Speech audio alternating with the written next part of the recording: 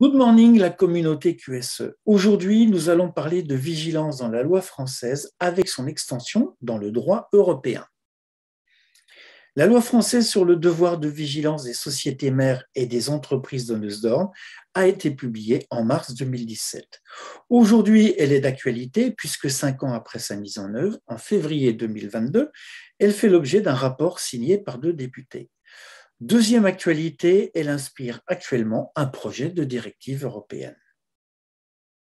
À ce jour, cette loi concerne les entreprises ayant entre 5 000 et 10 000 salariés.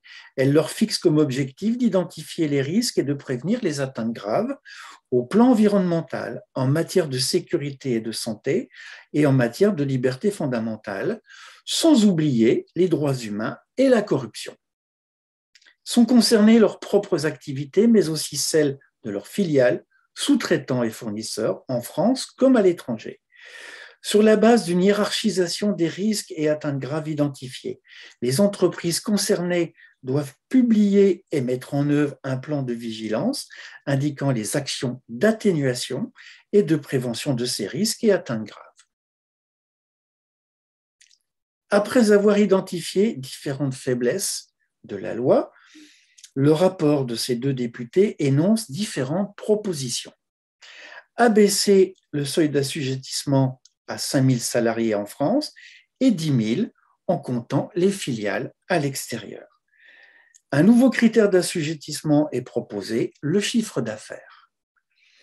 Une plus large association des parties prenantes est également proposée avec les ONG, les institutions locales et la population.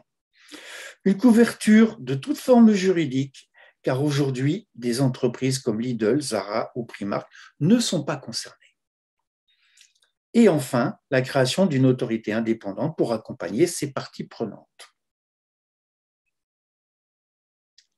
Considérée comme un handicap pour les entreprises françaises, cette loi ne le sera bientôt plus. En effet, une directive européenne ayant le même objectif devrait s'appliquer à toute l'UE. Parmi les points forts de cette directive sont reprises les 2 idées phares françaises. Cela donnerait un double assujettissement avec un seuil de 500 salariés et un chiffre d'affaires de 150 millions d'euros. Et puis, pour revenir à la question du handicap infligé aux entreprises françaises, voici 3 chiffres. Cette loi concerne à ce jour 263 entreprises, dont 44 n'ont pas un plan de vigilance publié. Enfin, 5 actions de justice sont en cours. Pour info, la directive européenne devrait concerner 13 000 entreprises européennes et 4 000 de pays tiers. Voilà, il me reste à vous souhaiter, have a good day, la communauté.